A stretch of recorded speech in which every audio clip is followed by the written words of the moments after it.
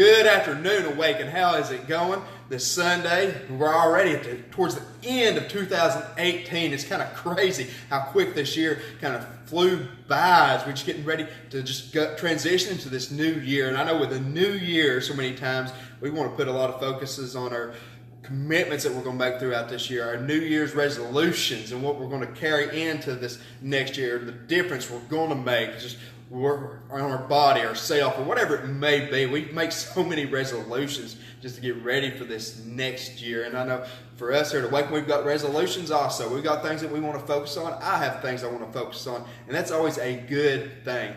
But sometimes to be able to move forward into this next year, move forward into whatever transitions you're fixing to make, or move forward in whatever else, sometimes you just have to reflect on what has already happened. And that's 2018. We want to reflect on everything throughout 2018. We want to encourage you to take time to reflect. And that's kind of what this whole sermon's heartbeat is that moment of reflection and just kind of carrying in onto that. And it's just a big, huge thing.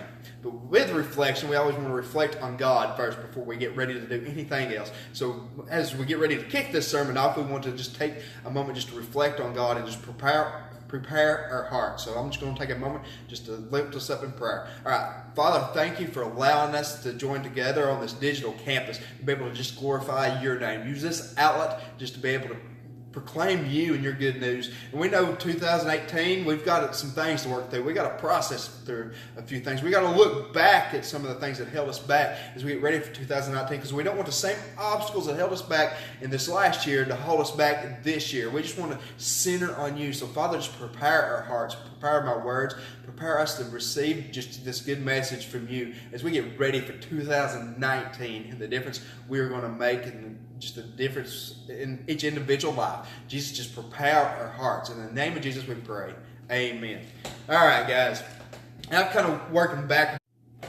Sorry. I know God really kind of poured this. All right.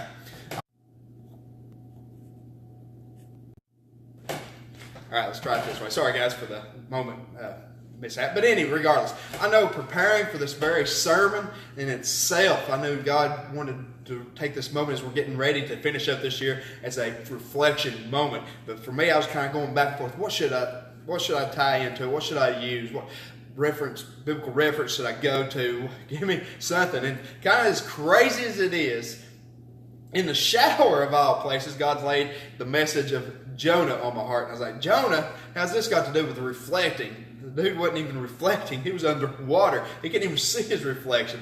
But God said, work with me on this one. I'm going to bring you to something. And hopefully I'm going to bring you all to something through this reflection message, using Jonah as kind of our centerpiece, this backdrop from it. So that's where we're going to be. We're going to be in Jonah. It's just a short little passage kind of in the minor prophets there right before you get to the New Testament. But it's just kind of taking this reflection. With reflections, we can never better ourselves if we don't take time to reflect internally on ourselves. And that's just kind of what we want to do. And I think, honestly, Jonah had to take some reflection moments as we just get ready for that. But we're going to start off in Jonah chapter 1. Verse 1, it goes on, it says, Now the word of the Lord came to Jonah, the son of Amittai, saying, Arise, go to Nineveh, that great city, and call out against it, for the evil has come up before me. But Jonah rose to flee to Tarshish from the presence of the Lord. He went down to Joppa and found a ship going to Tarshish. So he paid the fare and went down into it to go with them to Tarshish, away from the presence of the Lord. So, I mean, this dude has gone went and took a sabbatical when God had called him to be radical. I know that might be a little cheesy in a sense, but God asked him to step up, to do something drastic, to go out and proclaim this message to this group of people. And Jonah was just like, no thank you, I'm just going to go over here, I'm going to go take a vacation, I'm going to go relax. And if you kind of go down just a little bit further, he even takes it further while he's on that boat, he decides to go downstairs and take a nap. He had done made this his cruise ship. He was out to sail. He was out on a vacation. He didn't want to do what God had called him to do. And a lot of people point because he was kind of scared of Nineveh because there was kind of a crazy, drastic people, but that wasn't even the case. He was angry because he didn't feel like they deserved it. We'll get along to later on that. But anyway, he then said, I'm going the other way, God. I'm not going to do what you've called me to do. I'm going to go ahead and take a vacation. And I don't know if that kind of speaks to any of you all. Maybe in 2018, when God called you to something, when God called you to really internally evaluate, to reflect on something, you decided, no, well, not right now, God. I'm just going to take a vacation. I'm just going to change my thought of mind. I'm not even going to think about that. Maybe it had to do with maybe your finances. Maybe God called you to get your finances in order and get out of debt and pay your bills on time. But that next paycheck came and you're like, hey, God, I think I'm just going to go ahead and spend this on what I want to spend it on. Or maybe it's in your a relationship. Maybe you didn't spend the time pouring into that relationship like you're supposed to. You were more concerned about what you were going to get out of that relationship, what you were going to receive out of that relationship. You didn't take the time to really invest into that. Maybe it was a friendship. Maybe God really spoke you to step up into this friendship, invest into this person, pour into this person. But time kind of went by and you kind of got distracted on what you wanted to do or some of the things that you wanted to pursue. And you didn't take time to really pour into this person. Or maybe it was on a job. Maybe God called you to step up in a job, to really perform, to glorify Him through your workplace. And you kind of took it and throughout the year and you just did what you could just to get by. It was just a job to you. You were just there just to make an income and you didn't really pour anything into it. You didn't go up far up and beyond your call of measure, and you just kind of sidelined it. And the thing about it, these are all things that's probably speaking into me. All those things relate to me too. I could have done so much more for 2018, but I sidelined so many things. I didn't pursue the great things that God had poured into me. It's like Jonah. He said, I'm going to take a vacation. I'm not going to do what you've called me to. I did the same thing on so many things. And even Awaken, I kind of I didn't pursue it as hard as I should have. I didn't invest everything fully, and it's going to change this year. But like I said, it's all about reflection. We've got to reflect on our mistakes in 2018 so we can really invest in 2019 and go through it with a new mindset. So it just takes reflection, this period of time, just to reflect and really dive into it. So we see that with Jonah, and he said, forget it. I'm just going to go do what I want to do. And he was on that boat. But the thing about it, God was at work while he was on that boat. While he was vacating, while he was resting, while he was downstairs sleeping. It goes on in this chapter and says God sent a great storm. I mean, that boat was crashing from side to side. And everybody on it was just greatly terrified at everything that was happening. And it was just thrashing them around. And these people started panicking. They started worrying, what in the world is going on? They've got to be something. And they started crying out to their own gods. Well, maybe some god is mad, and because they had all these different gods, all these different beliefs were represented on this boat, and they were just going crazy. Well, let's get everybody together. Let's talk to everybody. Let's see what's going on. So they went downstairs to kind of check on Jonah and wake him up and said, "Why are you asleep?" And it goes on to say, and it says here, so the captain came and said to him, "What do you mean, you sleeper? Arise, call out to your God. Perhaps the God will give a thought to us, that we may not perish." So they were grasping at straws. They were just kind of searching for whatever thing they could kind of grab onto for this moment, and they were panicking. They were in a state of just, what are we going to do? Because I could just imagine being out and seeing this huge storm just crushing down, moving away from side to side, much like a storm we see in the New Testament with Jesus. But because we're going to kind of not get into all that today. But Jonah was there asleep. Just like Jesus, he was down there asleep. But he was asleep for his own selfish reasons. He wasn't concerned about everything else. So they were frantic. So you see these guys, they start tossing everything out of their ship. They were trying to just get some of this weight so they can kind of just persevere, move forward. And they were panicking. They didn't know what to do. So they started casting the lots, kind of like rolling a die or kind of drawing straws just to see, well, let's figure out if somebody did something wrong or if this is a punishment from some God. Let's just figure it out and kind of point it out. And they casted these lots, and it kind of fell on Jonah. And they all looked at Jonah, and he was kind of under this microscope. What have you done? And he was quick to say, I've ran from God. God gave me something to do. I have ran from it. And he was distracted. He was sidelined. He was on a vacation, so to sense. And we see that kind of in Jonah, still chapter 1, verse 9. He says, well, tell us. Well, the guys are like, well, tell us about us. Where do you come from? What's your religion? What's your beliefs? Where do you work? Tell us some things about you.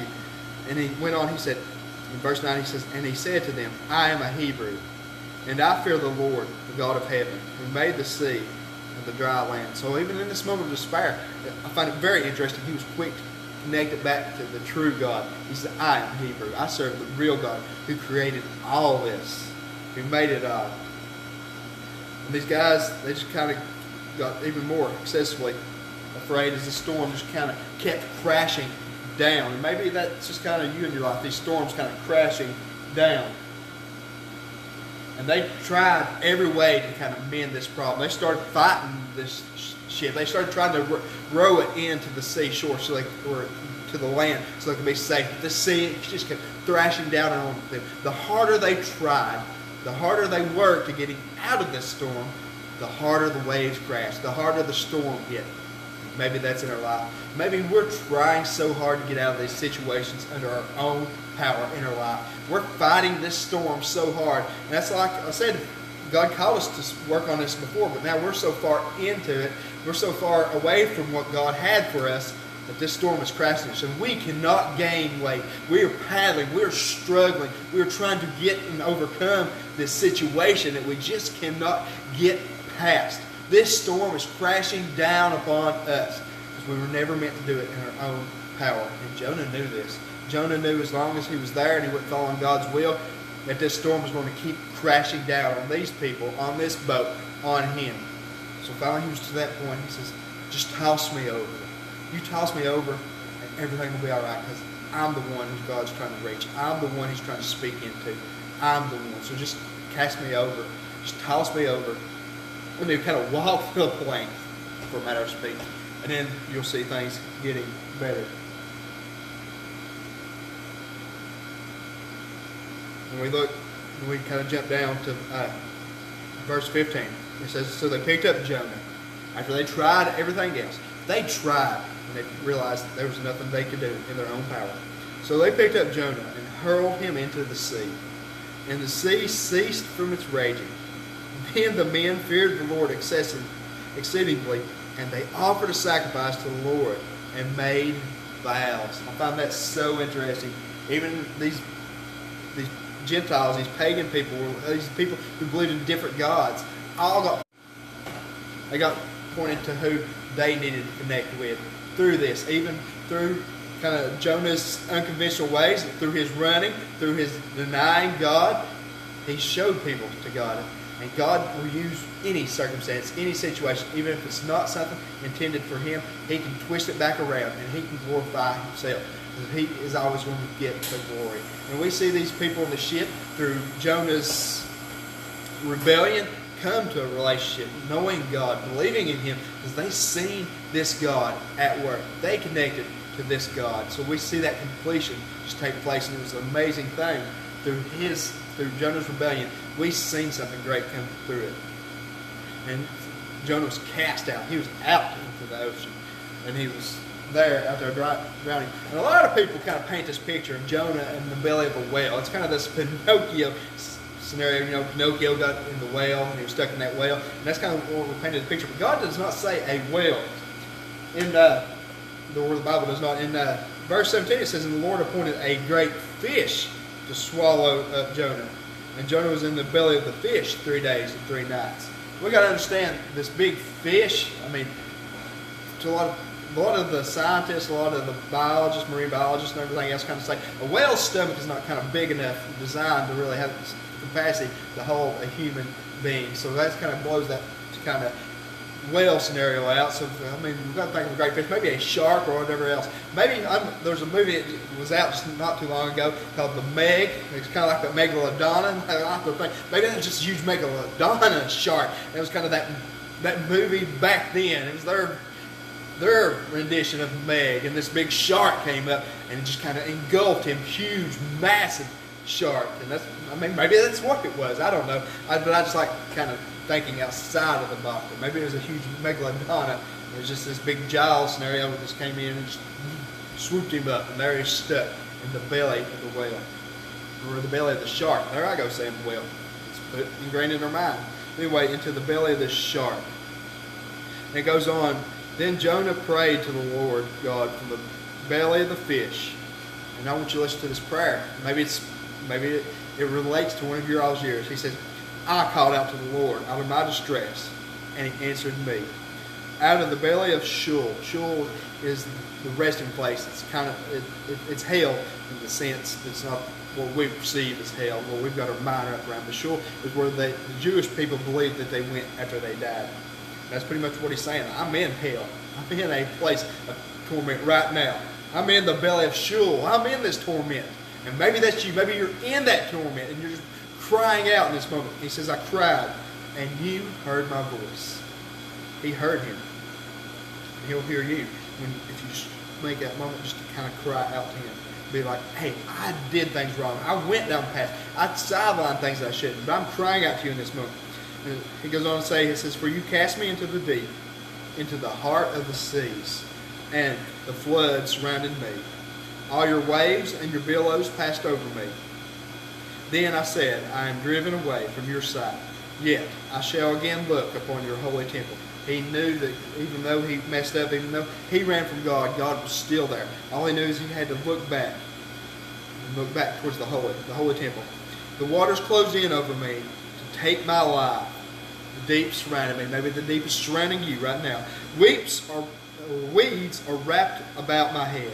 At the roots of the mountain, I went down to the land whose bars closed upon me forever. Yet you brought me up my life from the pit. O Lord, my God, when my life was fainting away, I remembered the Lord. And my prayer came to you into your holy temple. And that's how they spoke to God, through the temple. Those who pay regard to vain idols forsake their hope of steadfast love. But I, with the voice of thanksgiving, will sacrifice to you.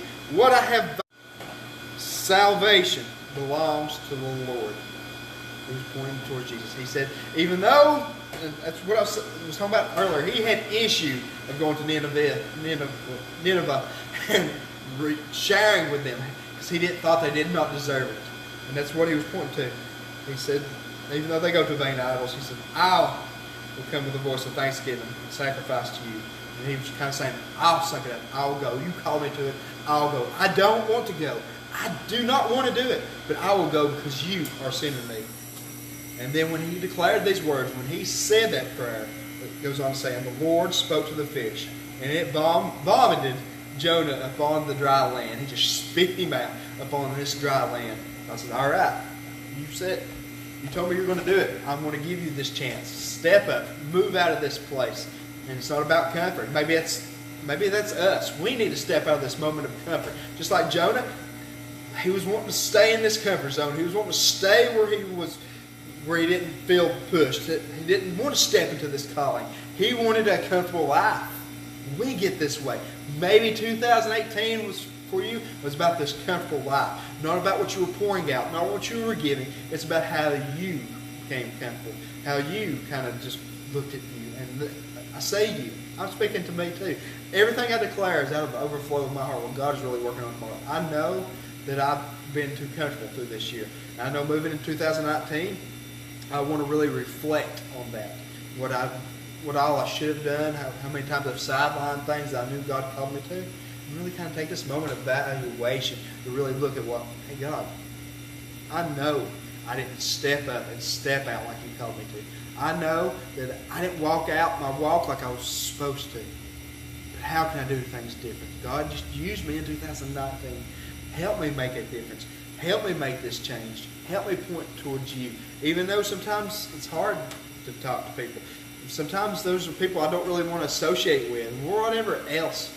Maybe God's saying, I don't care about your comfort. It's never been about your comfort for me. So many people are uncomfortable because they don't know me. So many people are in this place where they do not know me and they have to come to me. So sometimes it's not about your comfort zone. Sometimes it's doing my will so other people can be brought into my comfort. And that's what it's all about. like I said, did that prayer speak to any of y'all? Does that feel like your all's lives? Maybe you're not in that comfort zone. Maybe you feel thrown around, trashed around, like the storm's coming weighted down upon you. And maybe you just need to cry out to God to help you through this, to do things like, God, I know I made mistakes in 2018, but I'm not going to carry those same mistakes over in 2019. I'm going to do things differently. I see my failures. I see my shortcomings. I see how I didn't follow through with what you called me to. I want to step up in 2019. I want my life to be different. I want a better life, because ultimately God does want a better life for us. I know I speak a lot about comfortable, and it's not always about us being comfortable, but He wants greater things for us. He wants us to be blessed. He wants us to not have to struggle. He wants us to have blessings because He's a good Father. He wants to pour those blessings out. And a lot of times we look at things, well, God's just not wanting me to live a great life, or this amazing life. He doesn't want me to sin because He doesn't want me to have fun. And they put all this on God, saying He doesn't want these things. But that's so far from the truth. He wants great things, but He knows what's holding us back, what we were really never called to. So we just need to really step up into that and really understand that it's about what He would have for us and resting in on that. And with that, right now I'd like to go ahead and turn to kind of Luke, kind of go to the New Testament, because Jesus had some things to say about Jonah. And we want to take this moment just to reflect on what Jesus really had to say, looking back at it. So that's going to be in Luke chapter 11. If you want to take a moment to get there, I'll getting there as quick as I can. I'll read it to you if you all don't have a Bible handy.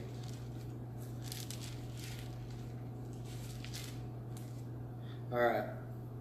And this is kind of Jesus speaking, and kind of speaking about Jonah. And it says, when the crowds were increasing, He began to say, this generation is an evil generation. It seeks for a sign, but no sign will be given to it except the sign of Jonah. And we kind of look, what is the sign of Jonah? And a lot of times, and Christians are the world's worst for this. I really believe it.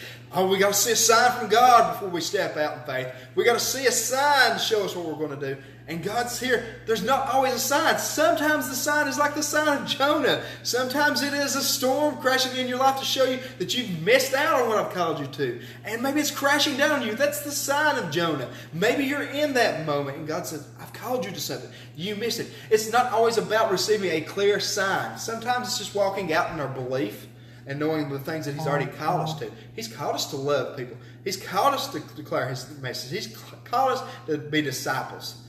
He's called us to live a fruitful life. He's called us not to live in a life of excess where we're throwing all our money down the drain, of buying stuff to impress people that we don't even like. We're buying stuff that we can't afford to impress people we don't even like. That's still a little bit of quote from Dave Ramsey. But we do that so many times, and God's like, I didn't call you from that. You're just heaping this stuff on yourself.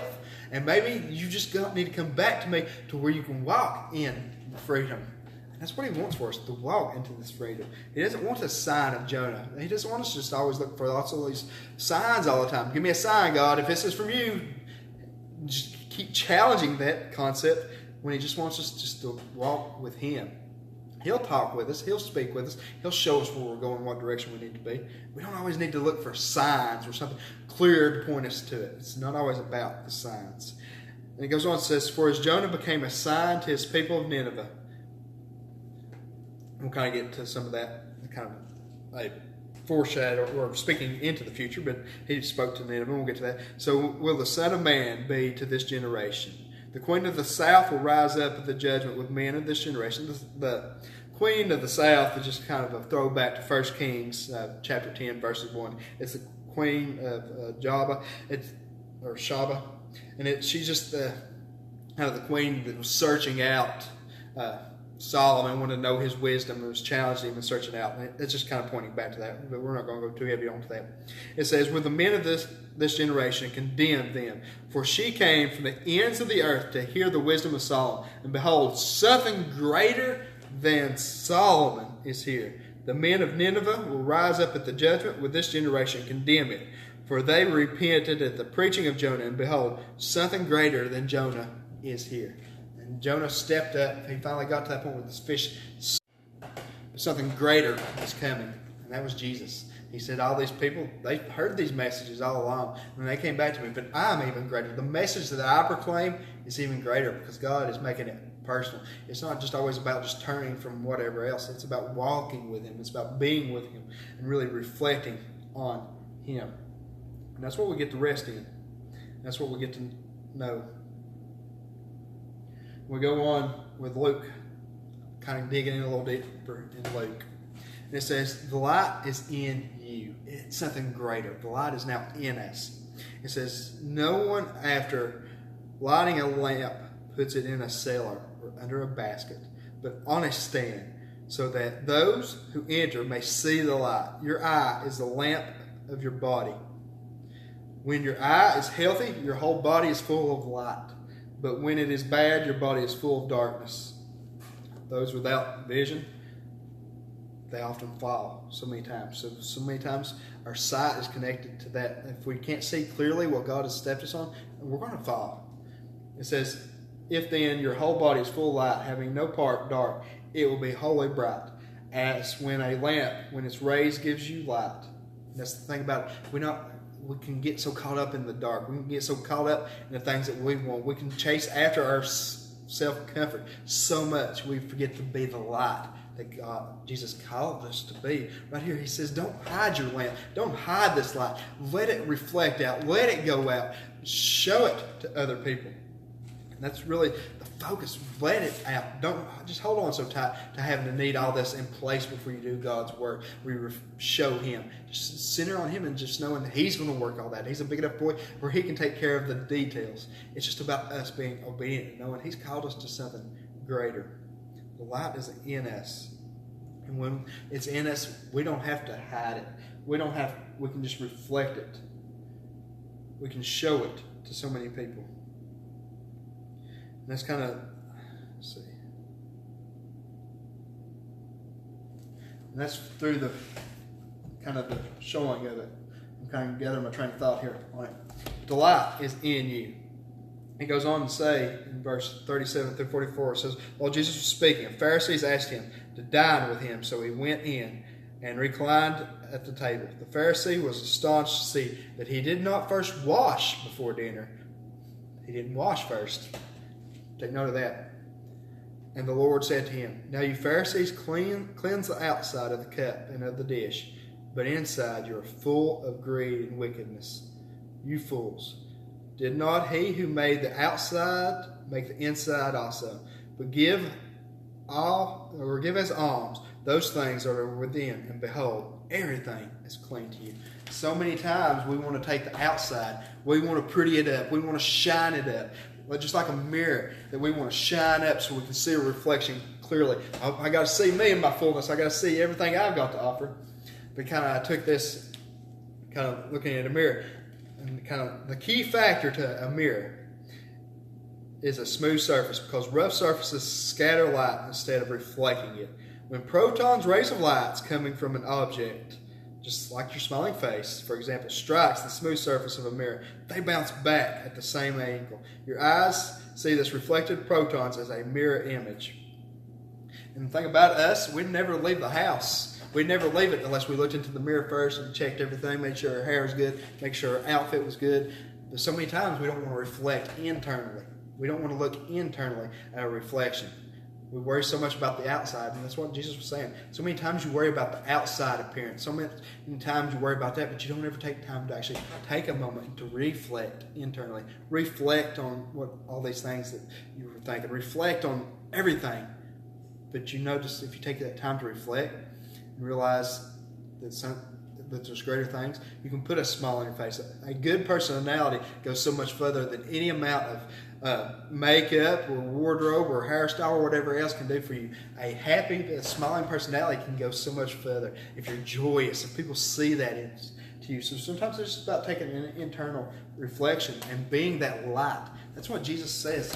There's a light inside of you, so much greater than Jonah, so much greater than anything else. This light can reflect so much more. Let your light reflect. Let your light, kind of cliche, but let your light shine. Because that can point us to Jesus, or point people to Jesus so much quicker. And that's what we need to focus on. And maybe you need to take a moment to kind of look at yourself also, because I don't want to just point out how we're interacting with people. Maybe this has been the worst year for your life. And maybe you're struggling with some issues. Maybe you're struggling with depression. Maybe you feel so beat down, so wore out. You don't know how to carry on. And that's the next thing. What we believe about ourselves or what we're going to also reflect.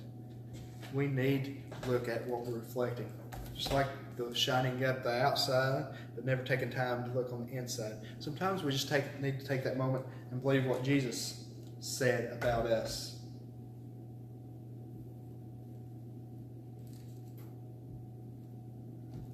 All right. Luke 11. Sorry, guys. But maybe we need to take that time to kind of reflect and really center in on this internally.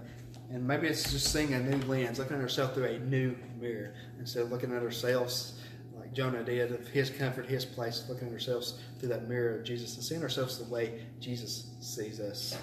And then we can walk that out so much more clear when we let Jesus reflect our real us and let him speak into us instead of us speaking into ourselves or letting other people speak into us, and taking that time to say, Jesus, I just want to reflect you. I want to show you, and taking that moment of reflection of internally and really searching that out.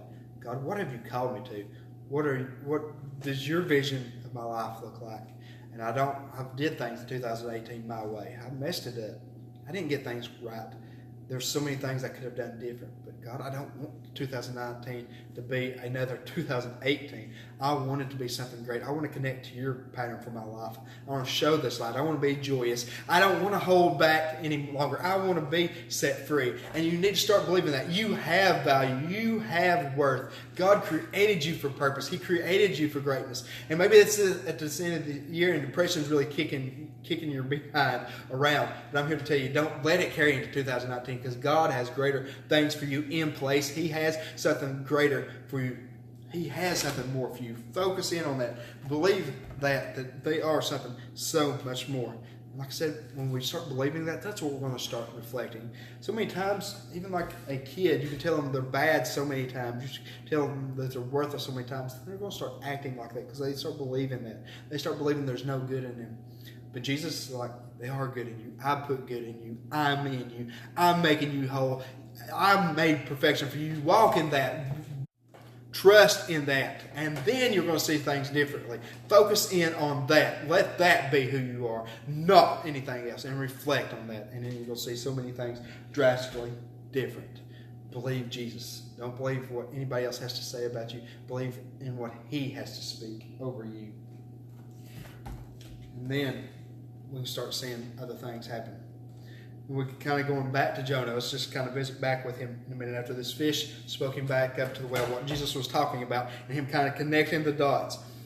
And it says that Nineveh was like 3 days walk to get all the way across this city. It's a massive city. So he kind of walked a little bit. He walked a day's worth, so he's a little bit quarter of the way into, or 1/3 of the way into the city. And he's just started kind of declaring that message there, and declaring His good news, or God's news, and saying you need to repent, you need to turn around. In verse, on verse 1 through 10 in chapter 3, it says, Then the word of the Lord came to Jonah the second time, saying, Arise, go to Nineveh, the great city, and call out against it the message that I tell you. So Jonah arose and went to Nineveh according to the word of the Lord. Now Nineveh was exceedingly a great city, 3 days' journey, like I said, in breadth. Jonah began to go into the city, going a day's journey, and he called out, Yet 40 days, and Nineveh shall be overthrown. He was giving them warning. And if you don't repent, if you don't turn around from what you're doing, it's going to be overthrown. You're going to be defeated. And maybe God's calling into your life. If you don't turn your life around, you're going to be defeated. This depression is going to beat you down. This struggles are going to hold you down. This addiction is going to hold you down. Your love of money is going to hold you down. And you're not going to be able to really walk in this. In 40 days, you need to turn this around. And He's giving them all warnings. It will be overthrown. And the people of Nineveh believed God. They called for a fast and put on a sackcloth from the greatest of them to the least of them. And you got to understand, putting on a sackcloth, I mean, I'm sure they were dressed up. They were presenting themselves well. And they were throwing off their garments and throwing on sackcloth to say, I see what I've done. I've made it so much about me. I've went to myself so many times. But now it's about just throwing all this off, not having to present myself as being this grandeur thing, but humbling myself, throwing on this sackcloth, fasting, going to the Lord. And we've seen this group of people, these kind of Gentile group of people, were these pagans coming to God because of the message that Jonah declared to them. Covered himself with sackcloth and sat in ashes. And he issued a proclamation and published through Nineveh, by the decree of the king and his nobles, let neither man nor beast, herd nor flock taste anything. Let them not feed or drink, but let man and beast be covered with sackcloth, and let them call out mightily to God. Let everyone turn from his evil ways and from the violence that is in his hands. Who knows, God may turn and relent and turn from his fierce anger, so that we may not perish. When God saw what they did, how they turned from the evil way, God relented of the disaster that he had said he would do to them, and he did not do it again. He turned away. He set them free from those struggles. And sometimes we have to hear and see the bad news so we can reflect on the good news and overcome. It's all about that reflection. Sometimes we want the best for people. Sometimes we need to take that time to really go to God's Word and kind of reflect on ourselves, reflect on this past year, and really take the bad and reflect on that so we can really turn our focus in on what the good things are for the next year and change our mind, our point of view, and really look to what God would have us to do. And we have to see that. We have to know that. We have to believe that. And when we see that, when we know that, God can do a great work. Jesus wants to do a great work. Next thing we're going to be in is John. So if you want to, I'm going to be in John chapter 5, verse 2, starting out.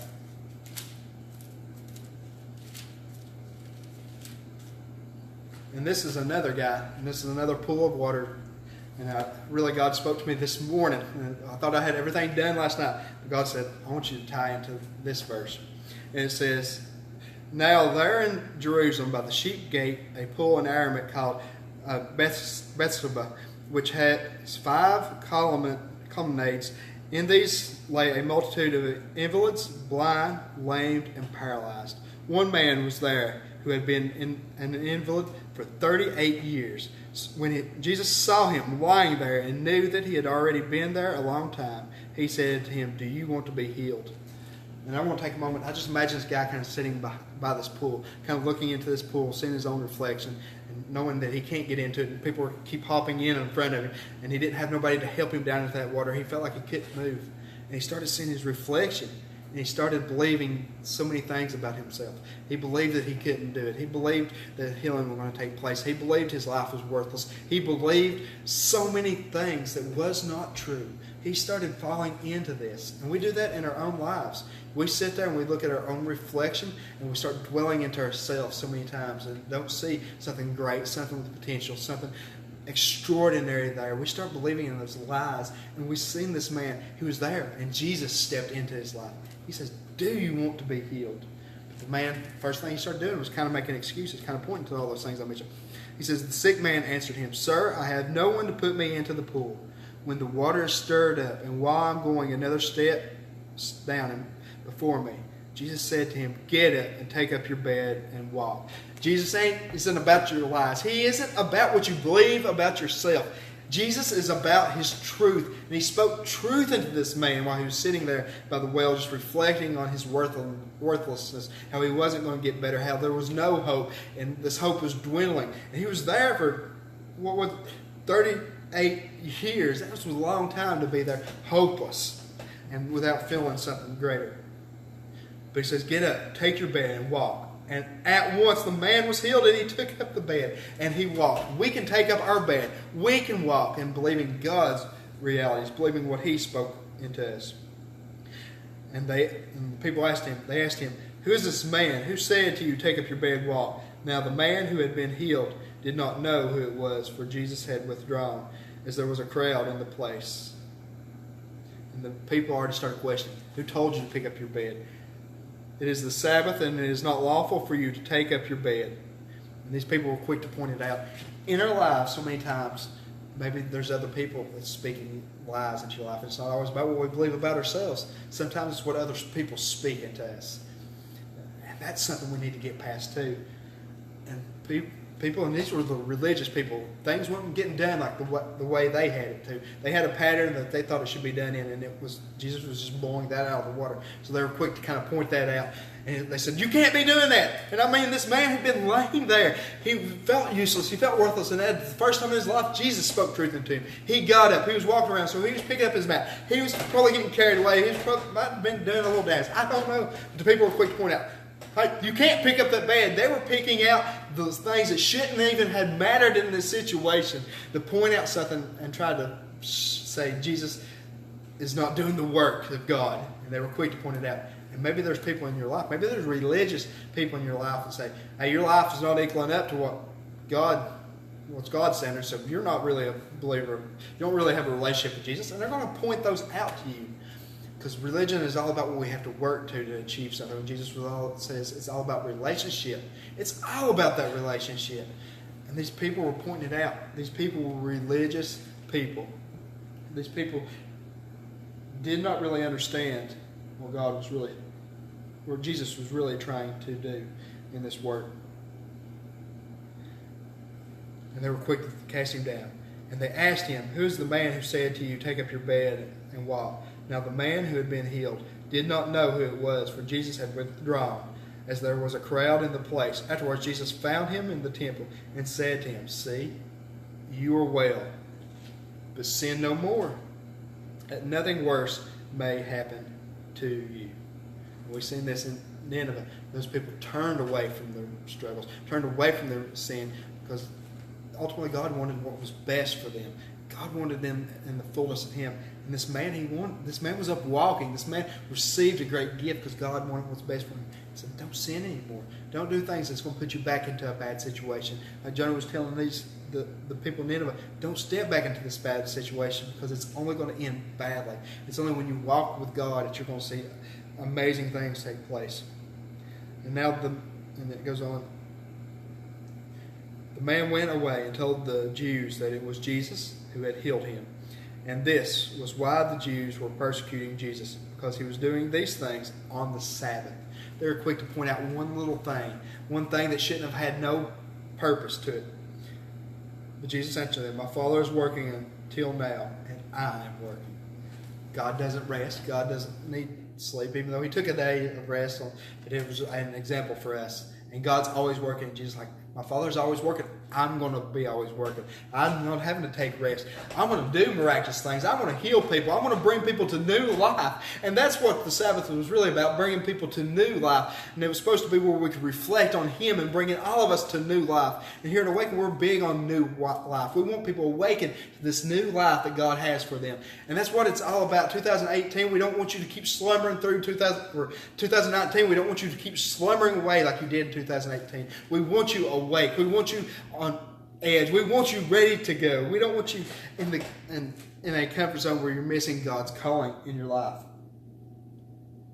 And so we got to really realize that it's about stepping up. And this man was healed. This man seen a new life. This man was out walking. He was out showing other people.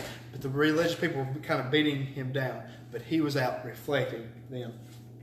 We kind of turn the pages in John a little bit more to chapter 9. Chapter 9, we get to see one more story of Jesus' healing. And it goes on and says, as he passed by, he saw a man blind from birth. And his disciples asked him, Rabbi, who sinned, this man or his parents, that he was born blind? See, it's not always about the sin. We're always about our mistakes. Sometimes it's just because God's going to get the glory. So Jesus answered, it was not that this man sinned or his parents, but that the works of God might be displayed in him. We must work the works of Him who sent me while it is day. Night is coming when no one can work. As long as I am in the world, I am the light of the world. Having said these things, He spit on the ground and made mud with His saliva. Then He anointed this man's eyes with the mud and said to him, go wash in the pool of Siloam, which means sin. So he went and washed, and he came back seeing. And I can imagine that man down there. He's got this mud in his eyes. I don't know what this man did to me. I've got to get it out anyway. And he was there sitting there washing. As the mud started kind of flaking off, he started opening his eyes. And all this light was coming in, all this reflection, because that's what our sight is. It's just stuff reflecting back. And they were coming into his eyes. He said, I can see. I can see. I can just imagine that moment of being blind, of everything being black, everything being dark. That's what Jesus was showing. God is the light. Jesus is the light that shows everything up so we can have a reflection. And that's what we need to really focus in on. And this man could see.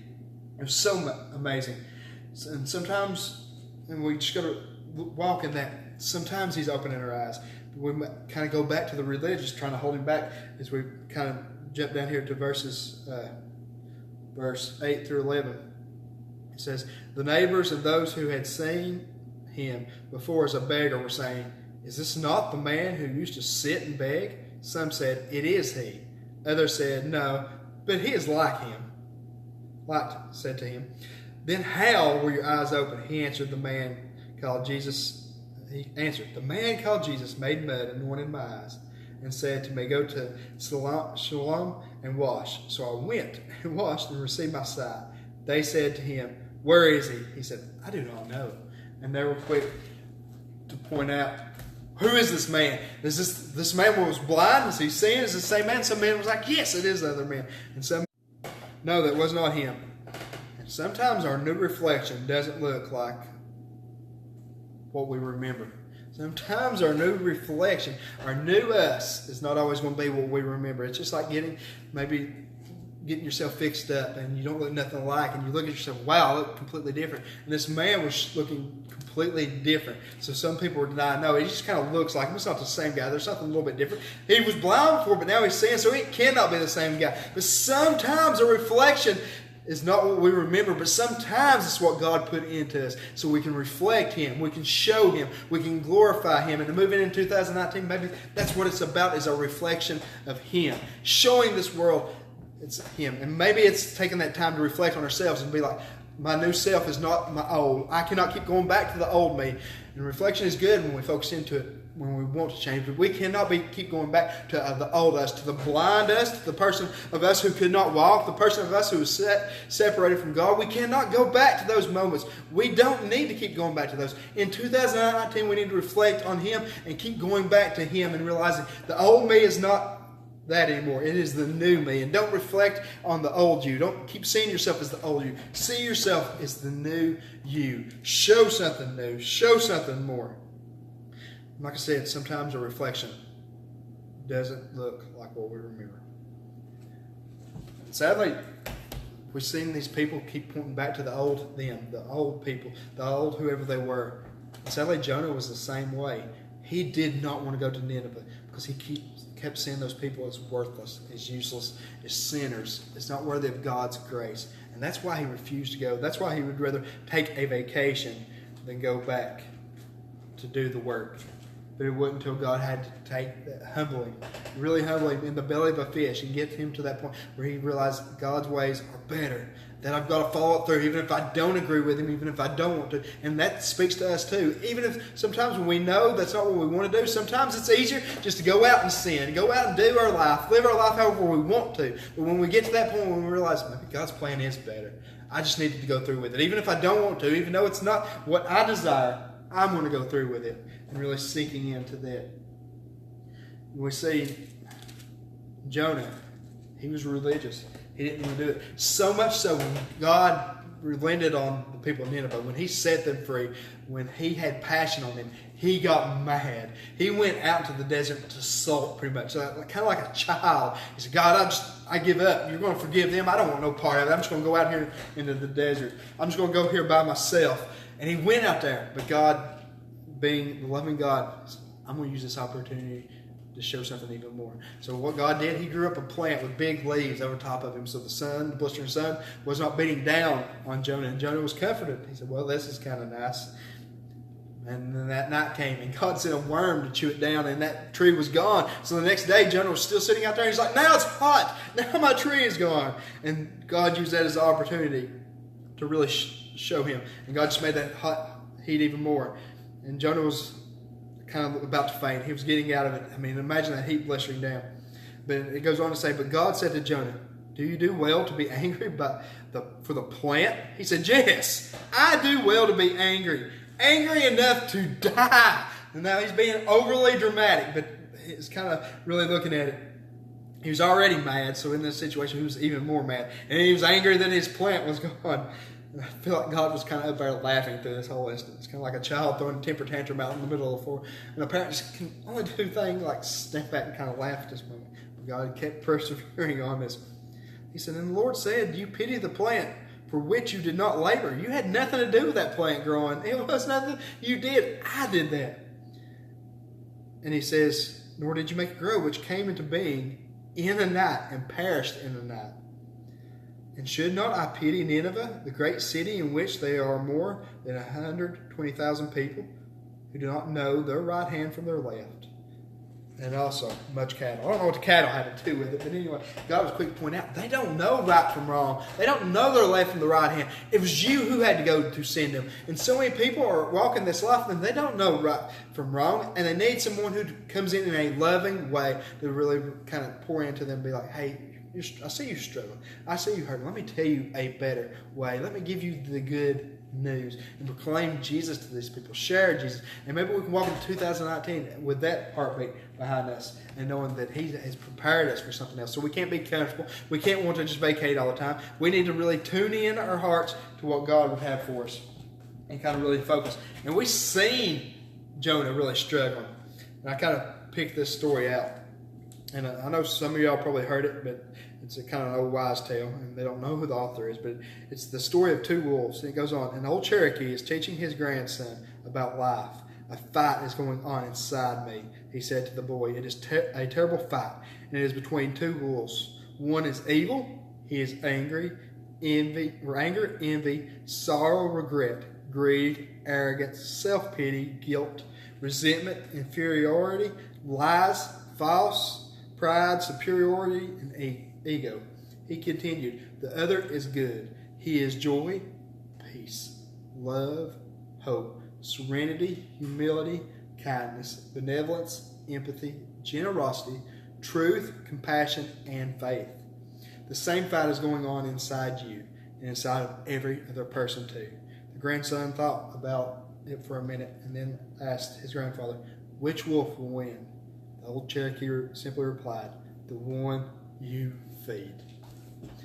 For 2018, I want that to be your kind of go-to. What wolf are you feeding in your heart? What are you pouring more into? Are you pouring, like Jonah, pouring into your anger, pouring into your hopelessness, pouring into your desperation, pouring into depression, whatever you may be pouring into, but quit pouring into it. You need to switch that focus and allow Jesus to open your eyes. Pour into the good things from Him. Pour into hope, passion, loving, whatever it may be. Focus on those good things and feed that wolf. Get up in the morning and be joyous. And so it's so hard to be hateful or be mad when you're actually celebrating your joy, celebrating your victory, celebrating what you have. And in 2019, I don't want people struggling with the same baggage that they struggled into 2018. In 2019, I want people set free and be able to get up and be joyous. This year is a new year. This year is a new time. This year is going to be different. This year is not going to be 2018. No matter what hell you got in 2018, 2019 can be better. I want you to take that moment just to really reflect on 2018 and look at that and not feed into those bad things, not keep pouring into those, but have a changing of your mind. Turn away from all that stuff that you struggled with. Turn away from everything that held you from your full potential. Turn away from it and turn to God and God's potential, God's loves, God's passion, God's desires. Turn to that and feed that wolf. Pour into all that God has put into your heart. Pour into that. Let that be the focus of 2019. Take this time to reflect on that. As we get ready for this new year, reflect on everything that you didn't do or what you should have done, and know that 2019 is going to be different because I'm feeding a new wolf. I'm feeding these new passions. I'm feeding these new desires. I'm feeding this new life. I want to wake into this new life. I want to walk into this new life. Just like Jonah, in the belly of a whale and taking that moment to reflect as he was there and be like, well, God called me to something, I didn't do it because I'm too stubborn. And then he said, fine, God, I'll do it.